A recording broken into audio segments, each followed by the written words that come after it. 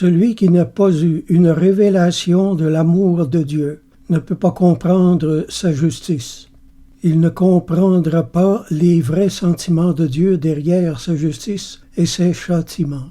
La justice de Dieu n'est pas en opposition avec son amour. Sa justice n'est pas en équilibre non plus avec son amour. À travers tout jugement du Seigneur, l'amour est toujours là, présent en arrière-plan. La justice de Dieu n'est qu'une autre forme d'amour que nous comprenons mal. Ceux qui n'ont pas reçu une révélation de l'amour de Dieu vont toujours voir une contradiction entre son amour et sa justice. Ils ne vont voir que de la colère, de la fureur, de la vengeance et de la dureté en Dieu quand il va faire preuve de justice. Et si ces mots-là étaient souvent employés dans l'Ancien Testament, c'était à cause de l'endurcissement du cœur des hommes qui n'étaient pas capables de comprendre autre chose autrement. Beaucoup de chrétiens croient en Jésus, mais ne le connaissent pas. On peut croire qu'on a un voisin qui habite à la 8e maison à partir de la droite, parce qu'on l'a vu peut-être faire sa pelouse quelquefois, mais il reste qu'on ne le connaît pas vraiment.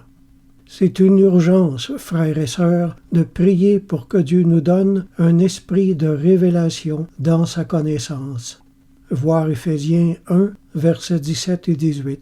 Car plusieurs, à notre propre honte, ne connaissent pas Jésus-Christ, dit encore l'Écriture, en 1 Corinthiens 15, 34.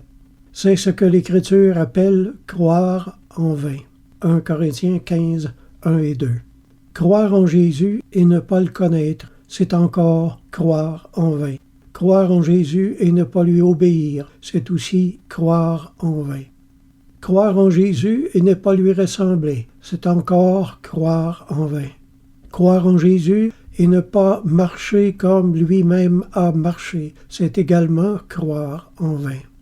Tous les croyants, sans exception, ont un urgent besoin, un besoin désespéré même, de recevoir des révélations intimes de Dieu, de sa personne, de son amour et du reste de ses attributs divins. La vie éternelle dépend entièrement de la connaissance de Dieu, d'une connaissance révélée par l'Esprit et non seulement apprise dans des livres. Jésus a dit « La vie éternelle, c'est qu'ils te connaissent, toi le seul vrai Dieu. » Jean 17, 3. Il s'agit de connaître le caractère de Dieu, d'avoir reçu l'Esprit Saint, d'être capable de dire à une certaine date, durant une certaine journée, j'ai reçu l'Esprit Saint. L'Esprit Saint est descendu sur moi. Et si on n'a pas connu le Seigneur de cette façon, le danger, c'est qu'il ne nous ait jamais connus lui non plus. Si votre foi est dans cet état, une foi de surface, recherchez le baptême de l'Esprit Saint.